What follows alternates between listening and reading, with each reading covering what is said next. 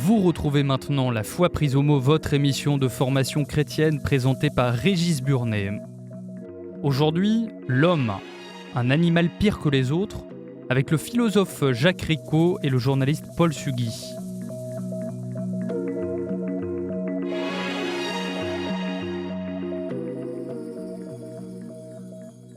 Bonjour et merci de nous retrouver pour La foi prise au mot, votre rendez-vous de formation et de réflexion. Cette semaine, une question. L'homme est-il un animal pire que les autres ? En effet, qui ose dire encore que les chiens ne ressentent pas la douleur ou que les chats n'ont aucune intelligence ? Mais alors, quelle est la frontière entre l'homme et l'animal ? Et s'il n'y a pas de frontière, ne vaudrait-il pas mieux renoncer à la place centrale de l'humanité dans le monde au vu de tous les dégâts que nous avons accomplis jusqu'à présent ? Voici les questions passionnantes que nous allons poser en compagnie de mes deux invités. Jacques Ricot, bonjour. Bonjour. Vous êtes philosophe, vous êtes chercheur associé au département de philosophie de l'Université de Nantes et on vous a vu souvent à KTO parce que vous avez beaucoup travaillé sur la bioéthique. Mais là, nous allons parler des rapports entre l'homme et l'animal. Et puis Paul Sugy, bonjour. Bonjour. Vous êtes journaliste au Figaro et vous êtes, on peut dire, essayiste. Vous venez de faire paraître un livre, L'extinction de l'homme, le projet fou des antispécistes.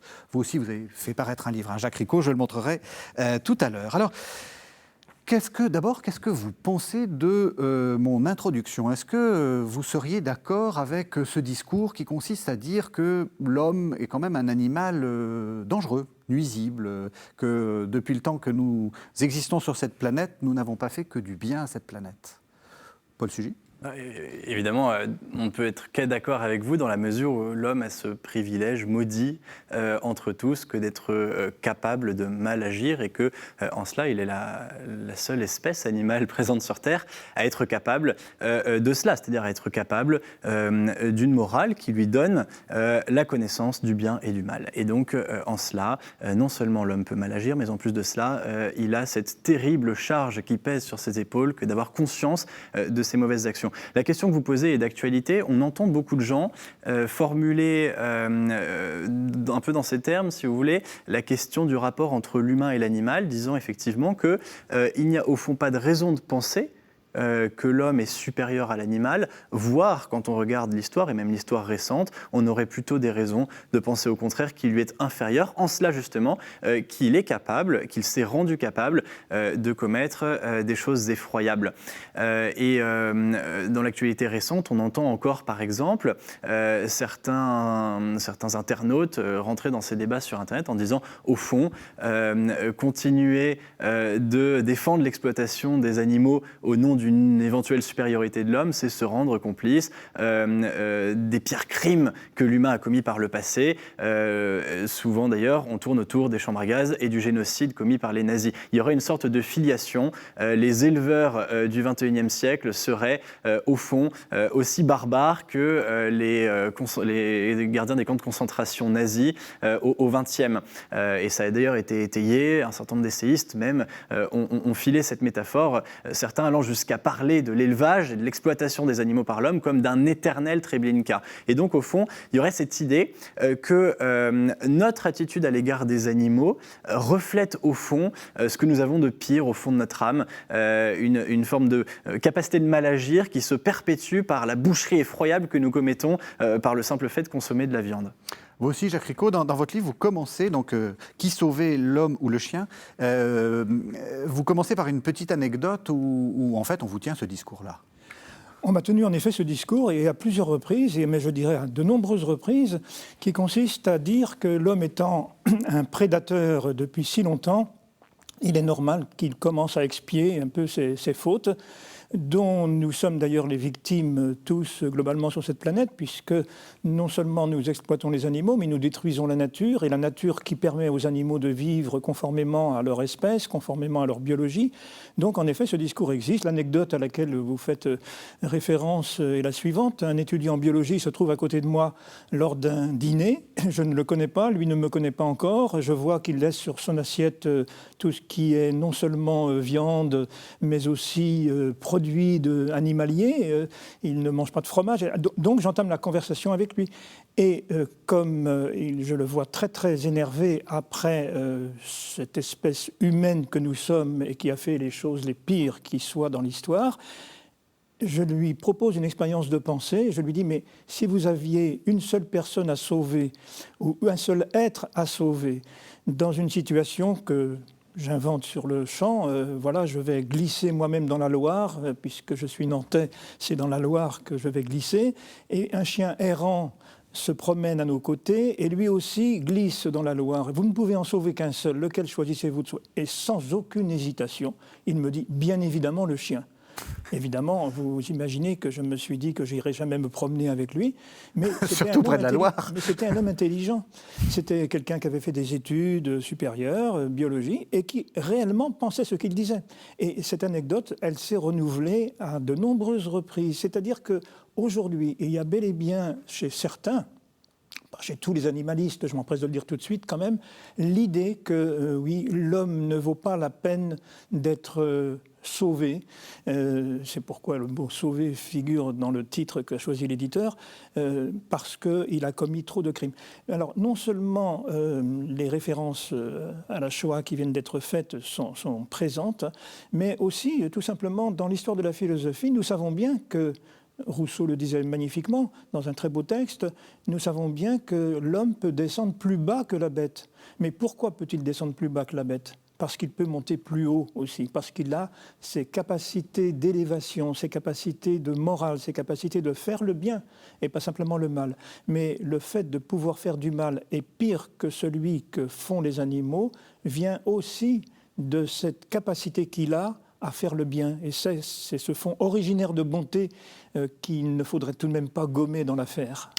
Alors c'est bien parce que vous avez déjà posé la question du débat et les différents termes. Ce que je vous propose de faire, c'est que maintenant nous essayons d'aller jusqu'au bout du raisonnement. C'est-à-dire, tous les téléspectateurs n'ont pas forcément les clés, ne connaissent pas le débat, mais jusqu'où ce discours, alors qu'on appelle antispéciste, vous allez nous dire ce que ça veut dire, Paul Sugy, jusqu'où ce discours peut aller, jusqu'où on peut... Là, on a déjà commencé assez loin, parce qu'en gros, vous n'êtes plus...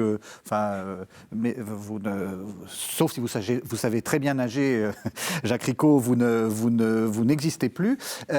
Jusqu'où on peut aller. Donc déjà, pourquoi est-ce que ça s'appelle antispéciste? Pourquoi ils s'appellent eux-mêmes antispécistes? Oui, alors ce serait fastidieux de refaire toute l'histoire de la cause animale, qui est quand même assez ancienne. L'antispécisme, je dirais que c'est le dernier avatar d'un courant qui dure depuis au moins le début de la modernité, qui tend à réévaluer notre rapport à l'animal et le statut que nous lui accordons. Et donc ça a passé par des choses très importantes. Au XIXe siècle, on a commencé à construire des sociétés protectrices des animaux qui ont eu le succès que l'on sait. Et donc on a commencé bien sûr à faire rentrer dans la loi un certain nombre de considérations que nous devons d'avoir à l'égard des animaux. C'est-à-dire que nous leur devons un respect élémentaire qui est maintenant garanti dans les lois civiles de la plupart des pays développés. Bon. Et maintenant on va un petit peu plus loin, ou même beaucoup plus loin, et c'est là je crois qu'on rentre à mon sens dans une dérive intellectuelle majeure, c'est que non content d'imposer à l'homme des devoirs à l'égard des animaux, on voudrait offrir aux animaux des droits.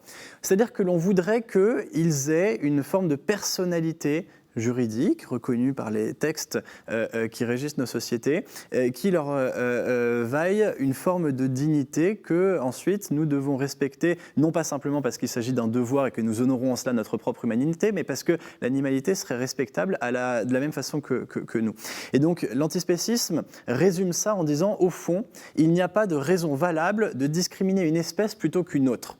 Sous-entendu donc, l'espèce humaine n'a pas plus de droits, n'a pas plus de dignité que n'importe quelle autre espèce animale. Et donc, tous ceux qui pensent le contraire sont d'affreux spécistes, sont des gens qui perpétuent une discrimination injuste, tout comme le racisme consiste à discriminer les individus entre eux en fonction du critère de la race. Bon. Donc, l'antispécisme, à présent qu'il a, je crois, construit et solidifié sa base intellectuelle, s'est emparé d'un combat militant qui passe par des attaques précises contre beaucoup de pratiques qui, à ce jour, paraissent scandaleuses aux yeux de ces militants. Toutes les pratiques qui sont bien sûr liées au monde de la chasse, de l'élevage, de la fourrure, en fait toutes les façons que nous avons d'exploiter les animaux pour notre intérêt, de façon à leurs yeux encore une fois injuste, puisque cela revient à perpétuer des formes d'esclavage ou de domination dignes des heures les plus sombres de l'histoire de l'humanité. Et donc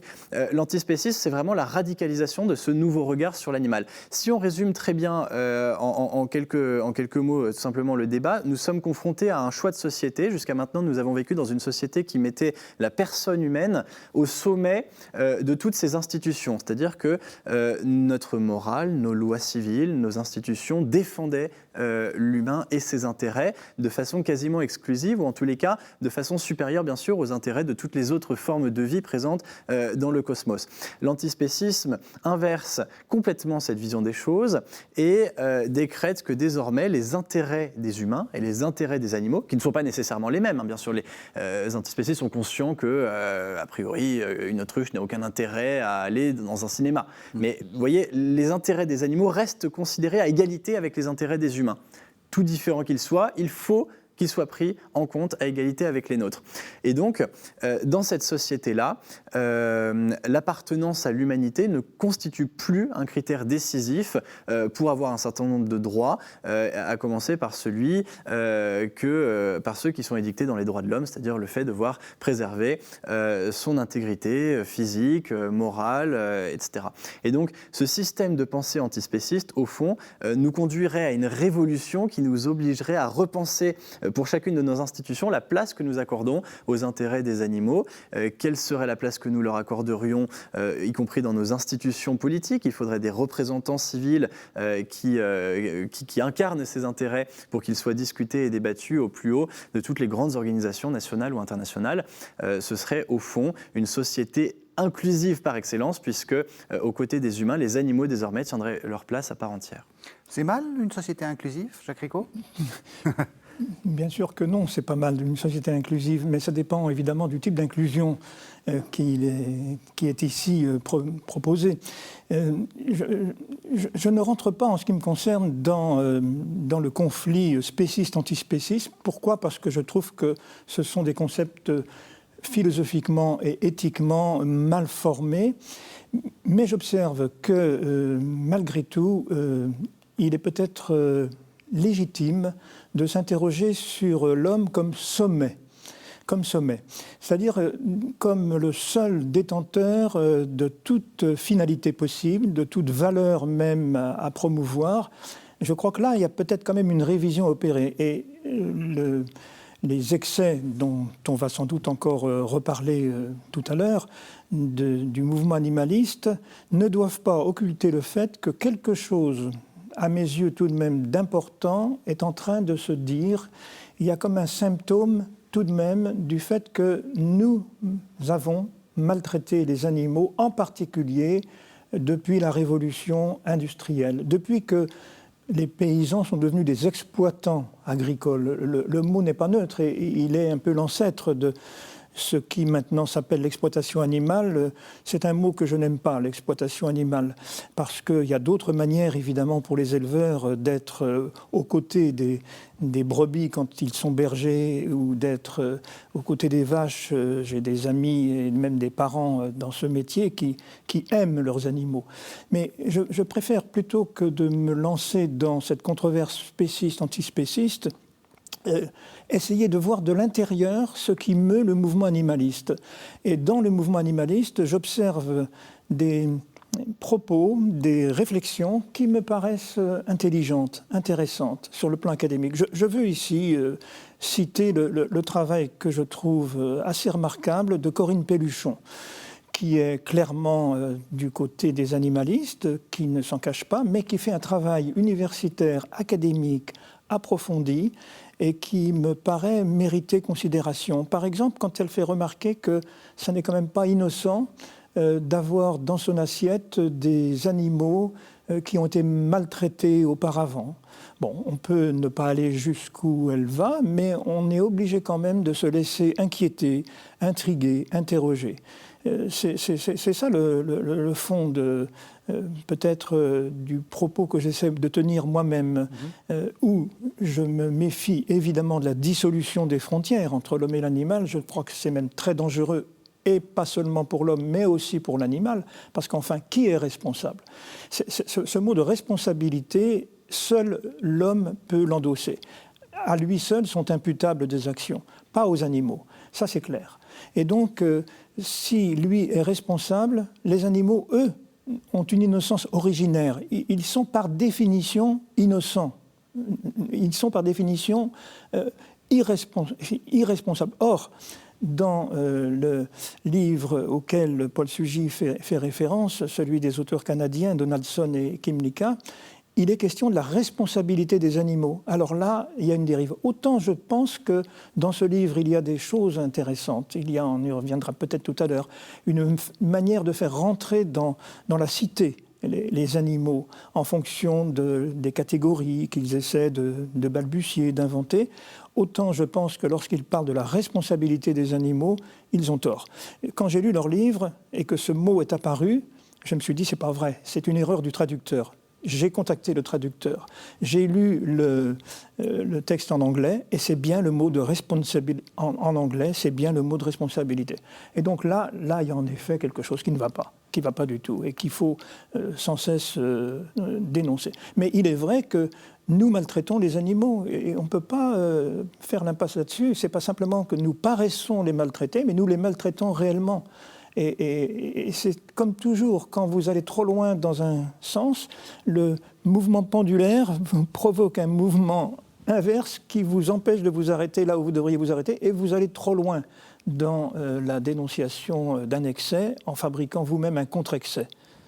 Je crois, parce que c'était le point de départ de la réflexion que vous amorcez, je vous rejoins évidemment tout à fait sur les excès qu'on trouve dans l'élevage industriel, qui, il faut avoir le courage de le rappeler, concerne la quasi-totalité des produits d'origine animale que nous consommons encore aujourd'hui dans notre assiette. C'est en train de bouger, il y a des normes qui sont en train d'évoluer, un petit peu, d'ailleurs plus au niveau européen généralement, et puis ça se répand ensuite dans les pays de l'Union. Mais enfin bon, jusqu'à maintenant, ça concerne effectivement une énorme part de notre élevage. Et je crois que vous commencez à répondre à la question en remettant en cause la position de l'homme au sommet de nos considérations et de nos sociétés. Je ne sais pas où doit être l'homme. S'il n'est pas au sommet, je vois difficilement où est-ce qu'il peut être ailleurs, mais je crois qu'il doit rester, et c'est probablement l'une des causes de cet excès que vous évoquez, je crois qu'il doit rester la mesure de toute chose. Et que dans l'élevage industriel, on a perdu en un sens le contact humain avec les bêtes. Et d'ailleurs, les éleveurs que vous citez souvent le regrettent.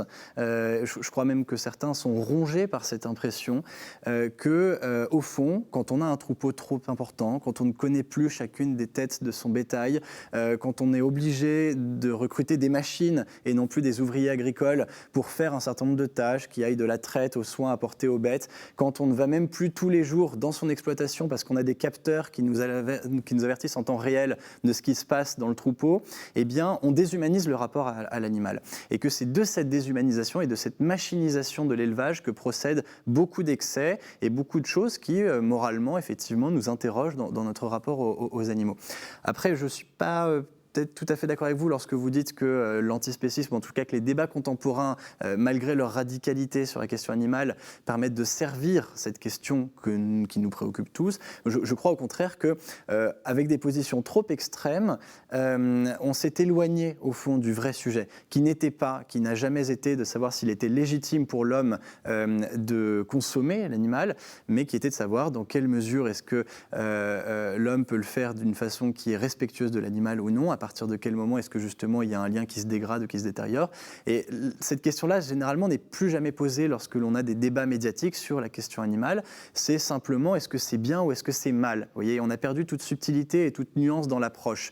Et on voit des véganes hystériques contre des éleveurs eux-mêmes pris bien sûr un peu à partie et donc parfois agressif aussi sur ce sujet-là. Et je crois vraiment que là, quelque part, on est en train de faire du tort à ce débat qui mériterait mieux et que souvent d'ailleurs, quand des associations comme L214, comme d'autres, utilisent les excès de l'élevage industriel pour essayer de faire bouger les lignes, ils le font de façon malhonnête en faisant croire qu'ils militent pour améliorer la situation de ces animaux alors qu'en réalité ils s'en servent pour répandre dans l'esprit des gens qui les regardent l'idée qu'il est de toute manière et quelles que soient les modalités, il est injuste pour un être humain de consommer un animal quelle que soit la façon dont cela est fait. Oui, c'est un point sur lequel je me permets d'insister beaucoup dans mon propre travail, puisque je distingue bien à l'intérieur du mouvement animaliste plusieurs courants, et en particulier le courant abolitionniste qui, à terme, est l'objectif de L214.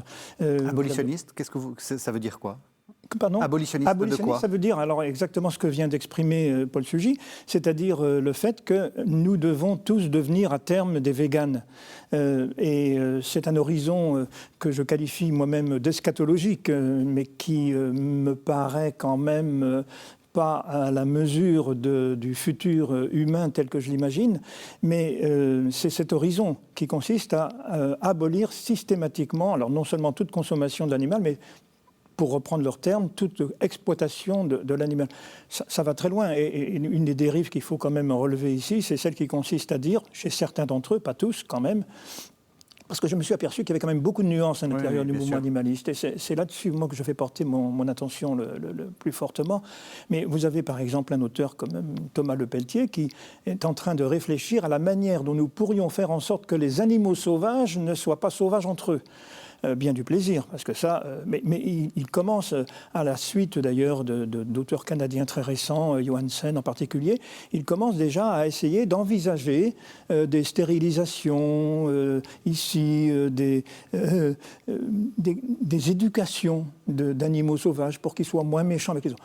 Je lui souhaite bien du plaisir, bien sûr, parce que lorsque, pour reprendre un texte biblique fameux, Isaïe dit qu'un jour, le lion et l'agneau, le loup et l'agneau seront ensemble, que l'enfant sera avec la vipère, etc., Isaïe, évidemment, n'envisage pas cela dans une dimension terrestre, il envisage ça dans une espèce de recréation postérieure à la vie humaine et terrestre et cosmique telle que nous la connaissons. Mais quand vous me reprenez, Paul Sugy, sur la question de l'homme comme sommet, c'est parce que j'ai fini par comprendre qu'à force de verticalité, à force d'être la mesure lui-même de toute chose, formule que je ne reprends pas à mon compte, eh bien, il croit être le seul détenteur des valeurs à incarner. Et peut-être qu'un peu d'humilité lui ferait du bien en acceptant qu'il ne soit pas, comme disait Descartes pourtant très pourfendu par beaucoup d'animalistes, mais pas tous, encore une fois. Descartes dit, mais il se prend pour le conseil de Dieu. Et donc, il se prend pour Dieu. Et c'est en ce sens-là que je dis, attention à ne pas se considérer comme le sommet. Il n'est pas la mesure de toute chose parce que précisément il doit se laisser mesurer lui-même. C'est un débat philosophique de fond certainement celui-là. Alors je vous propose qu'on fasse une première pause évidemment avec le fameux texte qui justifie cette position centrale. C'est le premier chapitre de la Genèse, les versets 27 à 30. Vous écoutez La Foi prise au mot, votre émission de formation chrétienne sur KTO Radio. Régis Burnet reçoit aujourd'hui le philosophe Jacques Ricot et le journaliste Paul Sugy. Dieu créa l'homme à son image. À l'image de Dieu, il le créa. Mâle et femelle, il les créa. Dieu les bénit et Dieu leur dit : soyez féconds et prolifiques, remplissez la terre et dominez-la. Soumettez les poissons de la mer, les oiseaux du ciel et toute bête qui remue sur la terre. Dieu dit : voici, je vous donne toute herbe qui porte sa semence sur toute la surface de la terre, et tout arbre dont le fruit porte sa semence. Ce sera votre nourriture. À toute bête de la terre, à tout oiseau du ciel, à tout ce qui remue sur la terre et qui a souffle de vie, je donne pour nourriture toute herbe mûrissante. Il en fut ainsi. Alors comment est-ce que vous le lisez, ce texte, Jacques Ricot ? Le texte de la Genèse, en effet, Oui. m'intéresse beaucoup. C'est d'ailleurs mon dernier chapitre, parce que, justement, je lis bien qu'il y a une supériorité de l'homme, incontestablement. Il est le seul à être créé à l'image et comme à la ressemblance de Dieu, alors que les animaux sont créés chacun selon son espèce, comme il est dit très littéralement. Mais en même temps, je fais une distinction entre être au sommet et être au centre. Vous avez parlé de la centralité tout à l'heure. En effet, l'homme est au centre. Et d'ailleurs, d'où peut-il parler d'ailleurs que de là où il est ? Et donc, comme n'importe quel animal, c'est à partir de son propre centre que le monde est vu. Mais l'homme est le seul être capable de se décentrer. Les animaux ne peuvent pas se décentrer. C'est même leur caractéristique essentielle. Et donc, ce texte de la Genèse, en tout cas dans son chapitre 1er, nous indique que les hommes et les animaux sont créés dans le même jour, les animaux terrestres. Il est même ajouté que Dieu leur donne comme nourriture de l'herbe. Donc, ce n'est même pas un régime végétarien que la Genèse annonce, c'est un régime végétalien au départ. Et on sait bien que dans le 2e chapitre de la Genèse, le 2e dans l'ordre canonique, pas forcément chronologique, la question est encore controversée, on sait bien que là, l'homme est institué comme le responsable, comme le gardien, le mot est très beau, le gardien du jardin, etc. Et c'est à lui que revient la responsabilité d'entrer en dialogue avec les animaux. Ce sont des partenaires, il les nomme. Ce n'est pas simplement une désignation, il les nomme réellement, il rentre en dialogue. Et il a fallu la chute, comme on dit dans le texte biblique, il a fallu Noé, il a fallu pour que Dieu, à ce moment-là, fasse une concession aux humains. Ben, écoutez, les choses étant ce qu'elles sont, le mal étant entré dans le monde, l'arbre de la connaissance n'ayant pas été bien compris comme je l'avais souhaité, enfin, Dieu donne la permission de consommer de l'animal. Mais on voit bien qu'au démarrage, au départ, le statut de l'animal a quelque chose de noble. Je récuse moi aussi le mot de dignité. Ça fait longtemps que je me bats sur cette question. Et il y a 2 mots que je crois qu'on ne devrait pas employer s'agissant des animaux, c'est le mot de personne et le mot de dignité. Mais le vocabulaire avance à toute allure et je crains bien que ce soit un combat qui sera peut-être un petit peu perdu, ne serait-ce que parce que des juristes sont au créneau et qu'ils ont des arguments à faire valoir. Paul Sugy, c'est le texte qui sert de chiffon rouge, hein, comme pour le taureau, c'est-à-dire que au point d'ailleurs qu'on peut se demander si parfois les antispécistes ne combattent pas, je dirais, la centralité ou la position prééminente de l'homme pour, au fond, en fait, abattre le dernier mur porteur judéo-chrétien de la civilisation dans laquelle nous vivons encore, peut-être plus pour longtemps, mais dans laquelle nous vivons encore, et qui est justement cette prééminence, cette centralité de l'homme dans nos textes fondamentaux. Nous avons des droits de l'homme et du citoyen, et non pas des droits de l'animal et du citoyen. Nous avons, bref, toute une philosophie politique qui s'appuie encore, au fond, sur cette vision de la personne humaine héritée de l'anthropologie chrétienne. Il ne reste à peu près que ça. On a fait s'effondrer la vision de la différence des sexes telle qu'elle était défendue dans l'anthropologie chrétienne et qui évidemment aujourd'hui ne préside plus au regard que notre société porte sur l'homme et la femme, ou que résiduellement, on voit bien qu'on s'est attaqué aussi à cette grande distinction biblique, encore une fois, entre l'étranger et le citoyen.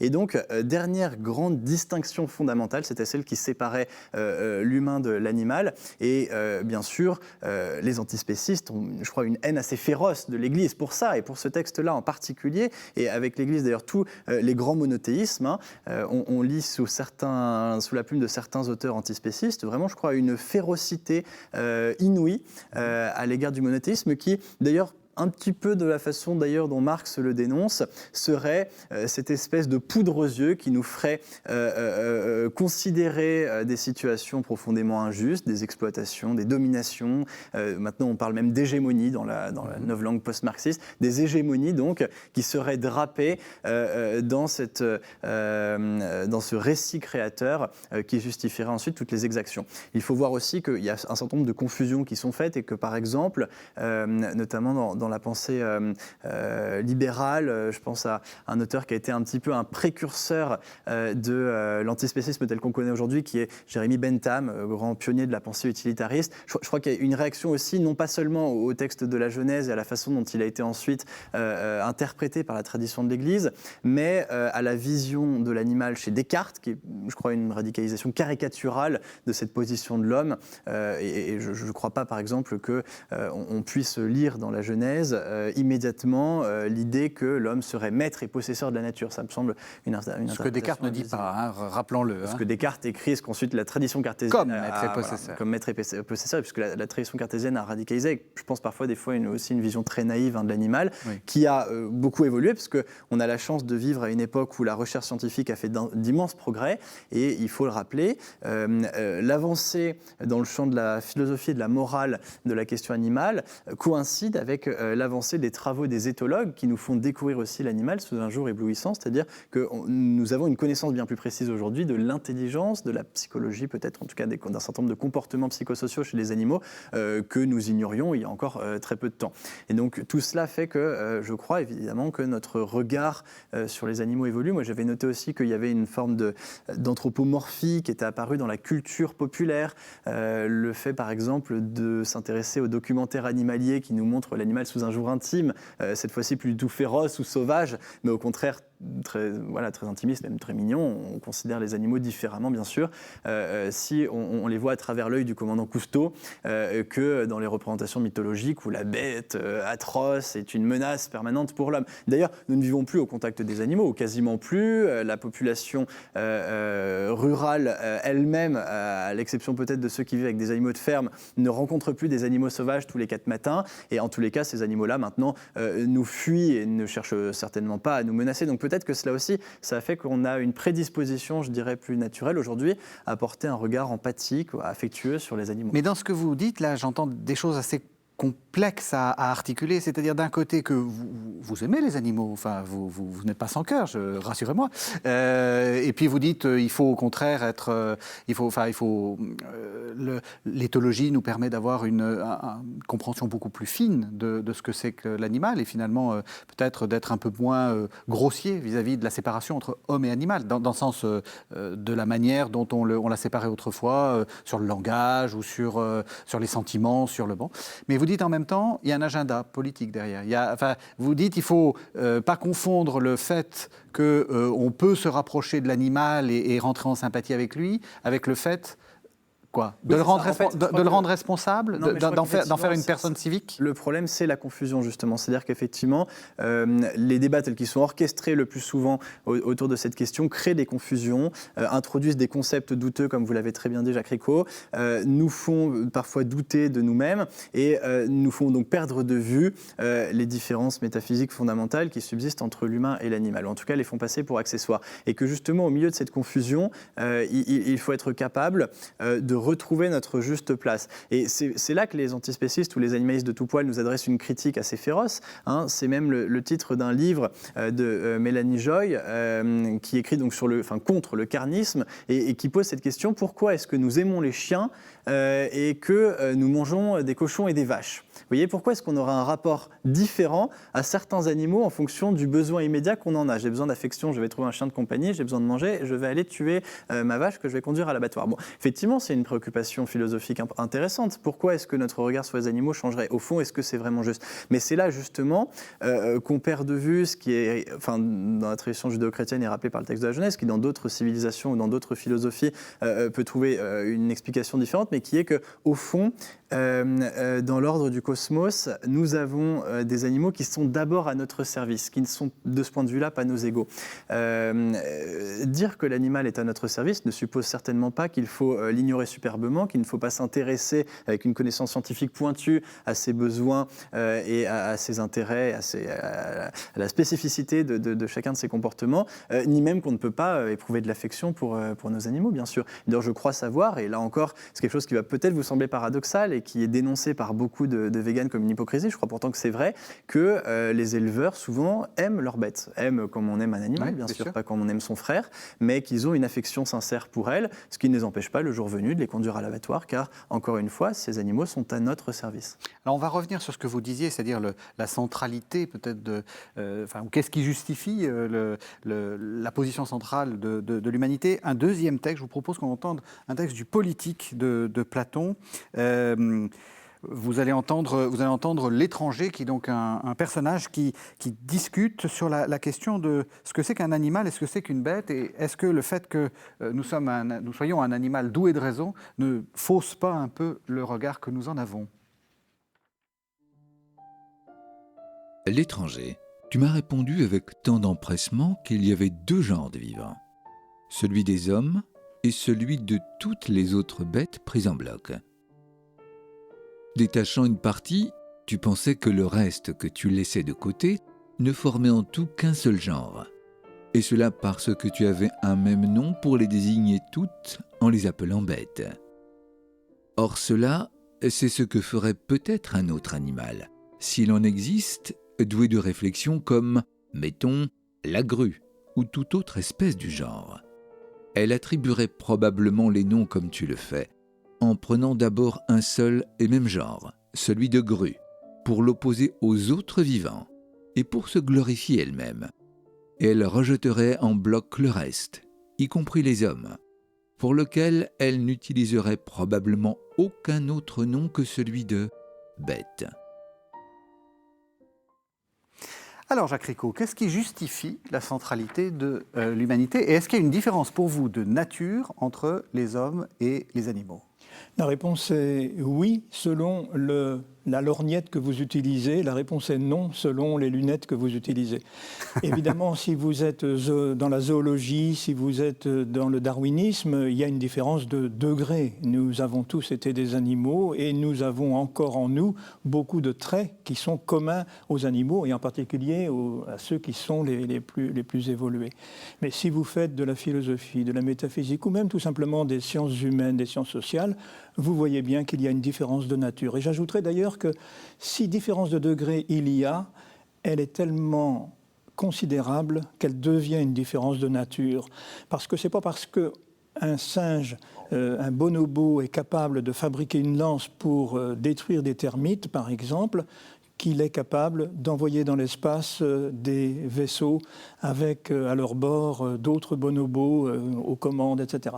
Donc vient un moment où il faut quand même arrêter ce débat différence de degré, différence de nature et convenir une bonne fois pour toutes que selon le regard que l'on utilise, et je crois que nous avons raison d'utiliser celui-là, il y a une différence de nature, incontestablement.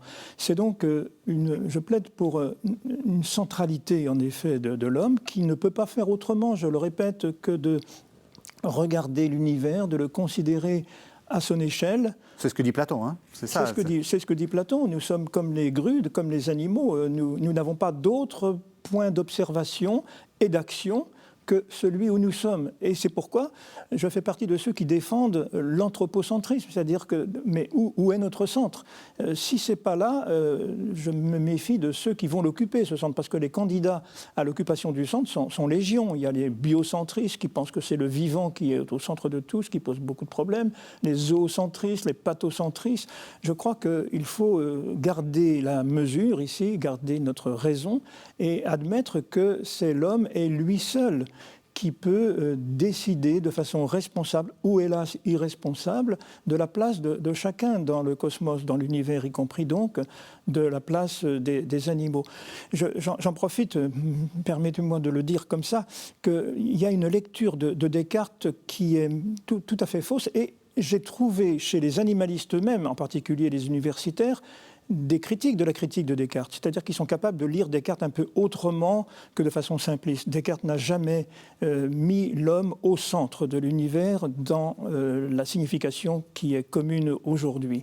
Il serait plutôt théocentrique, Descartes, si on le lit de près d'ailleurs. Alors par contre, on peut en effet évoquer dans sa théorie du corps, et du corps animal comme du corps humain d'ailleurs, une mécanisation du vivant qui, a apporté des fruits et des bénéfices, il ne faut pas l'oublier, mais qui, si elle est théorisée comme celle de l'animal-machine, expression qu'on ne trouve pas d'ailleurs chez Descartes. Descartes ne parle même pas de l'animal-machine, il parle de l'animal qui est superbement construit à la manière des automates de son époque, mais bref, il peut y avoir en effet une mécanisation du vivant qui abolisse chez l'animal tout sentiment.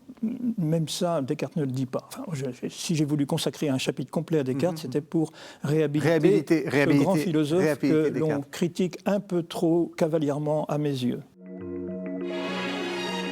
Vous écoutez La Foi prise au mot, votre émission de formation chrétienne sur KTO Radio. Régis Burnet reçoit aujourd'hui le philosophe Jacques Ricot et le journaliste Paul Sugui.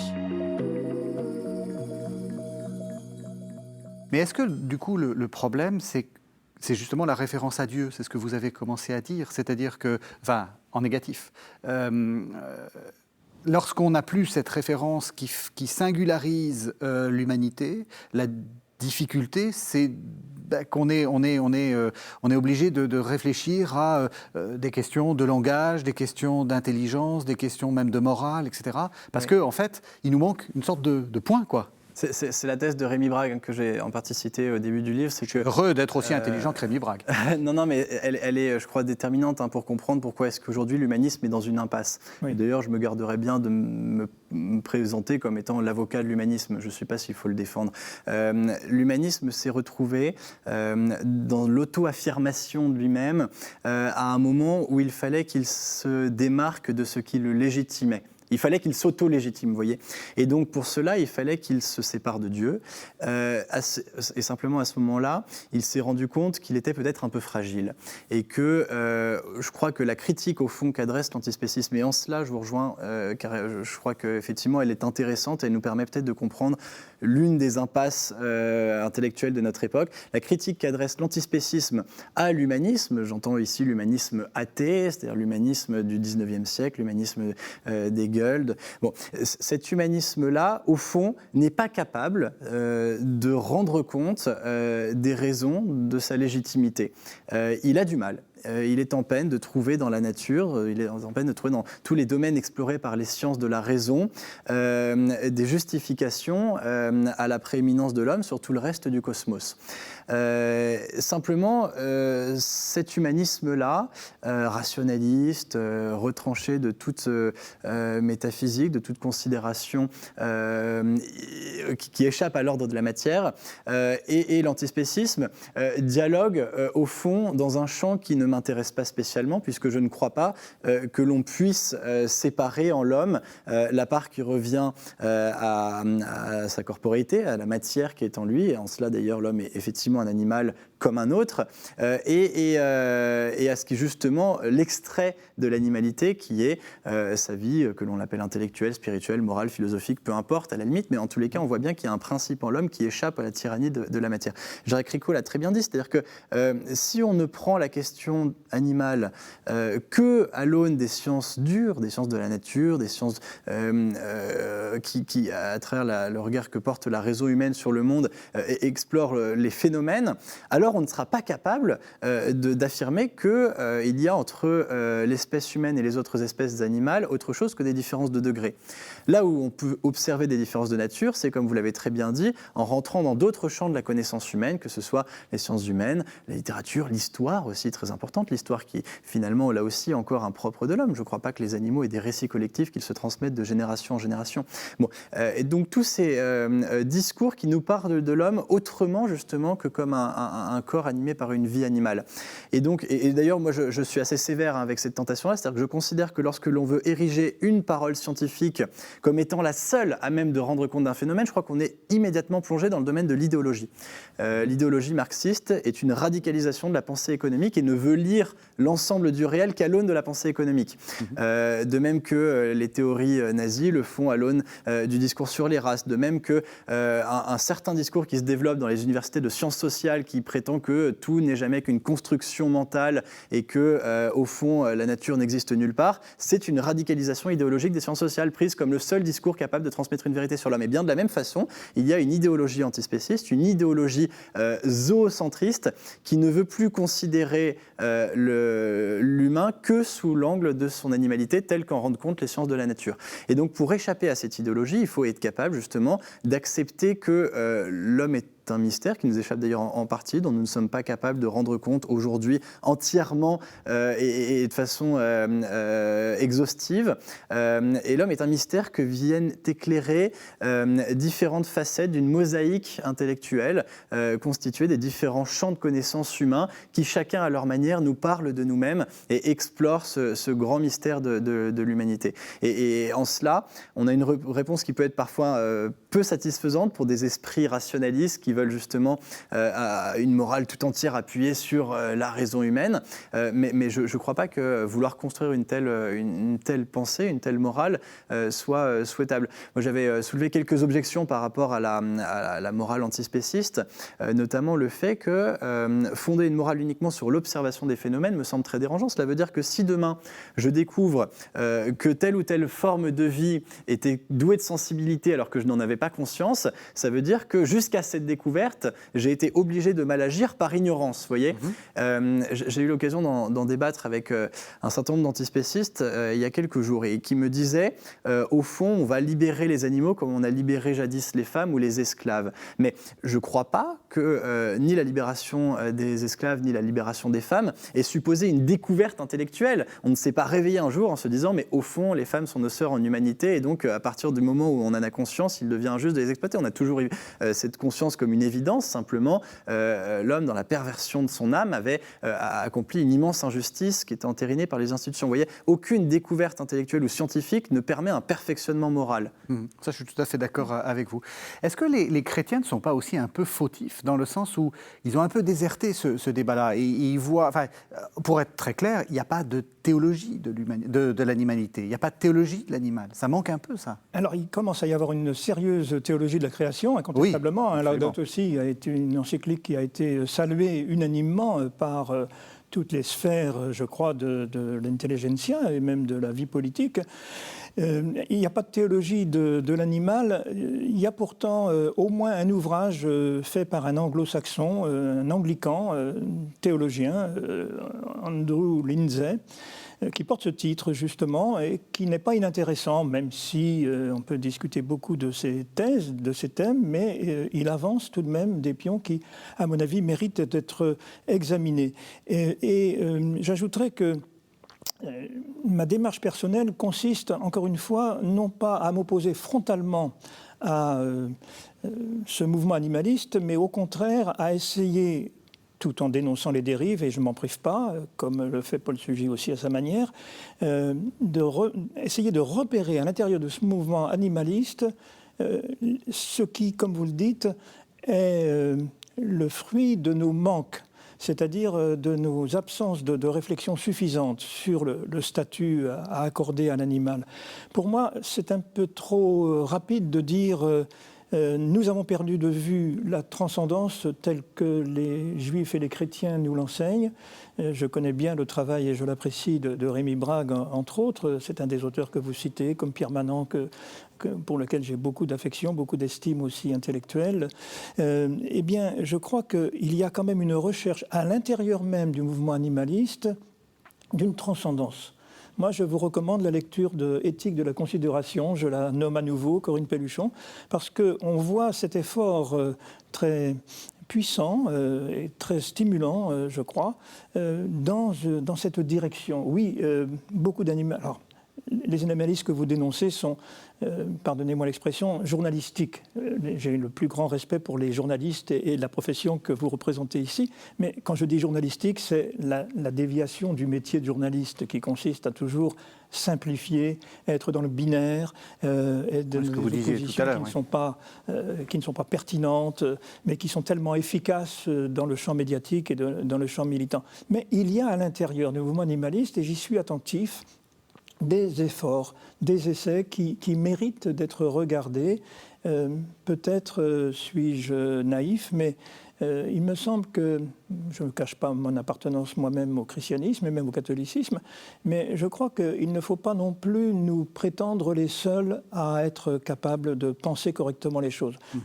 Je regarde de très près aussi ce qui se passe chez les hindous, et il me semble que nous aurions quelques bénéfices à tirer de l'expérience intellectuelle, spirituelle qui est la leur. Alors, on arrive à la fin. J'ai juste encore un mot pour... vous avez... Parce que j'ai l'impression d'en prendre un peu pour mon grade. Hein, non, si, même à la limite, je le reconnais. Hein, que, non, c'est pas à vous que je visais. C'est pas à vous. Non, j'entends bien, mais qu'il y a une façon de prendre ce débat de façon un peu binaire, et qui est effectivement d'ailleurs mon approche, parce que je ne me cache pas pour le coup d'avoir écrit un livre de combat et que j'entends réfuter et contre-argumenter face aux antispécistes. Et donc, en malheureux journaliste que je suis, je vais essayer de justifier un petit peu mon point de vue. Non, vous n'êtes pas malheureux. Non, je vois aussi, alors j'entends très bien l'estime intellectuelle que vous portez à certains des auteurs. Je la comprends tout à fait, parce qu'on ne peut être que stupéfait devant l'ampleur aujourd'hui qu'ont pris leurs travaux sur cette question.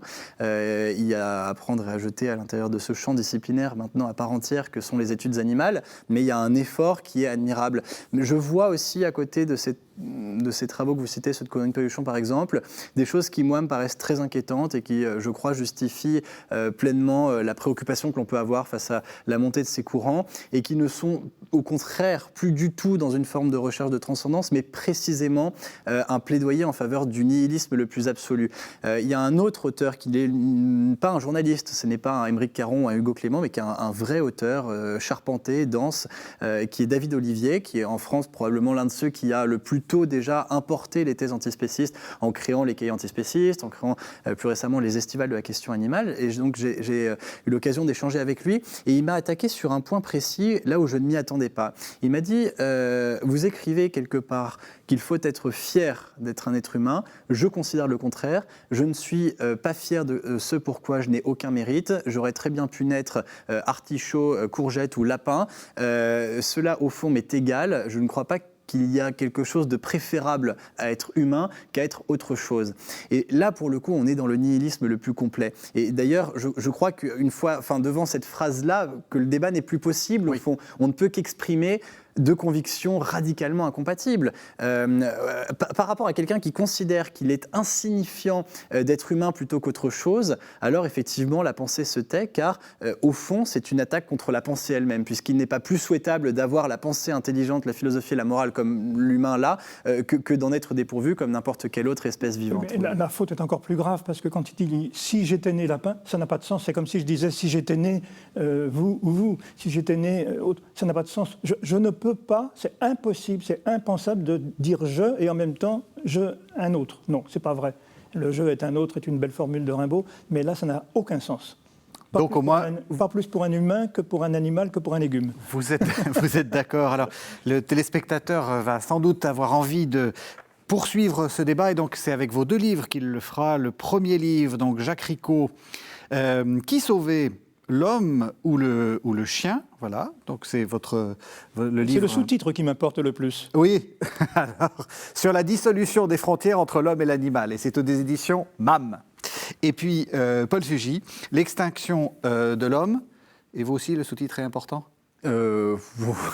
Si, bien sûr, le projet fou, le projet fou des antispécistes. Moi, je préfère le titre. Et c'est aux éditions Talendier. Merci beaucoup à tous les deux. Merci de nous avoir suivis. Vous savez que vous pouvez retrouver cette émission sur le site internet de la chaîne www.ktotv.com, et on se retrouve la semaine prochaine.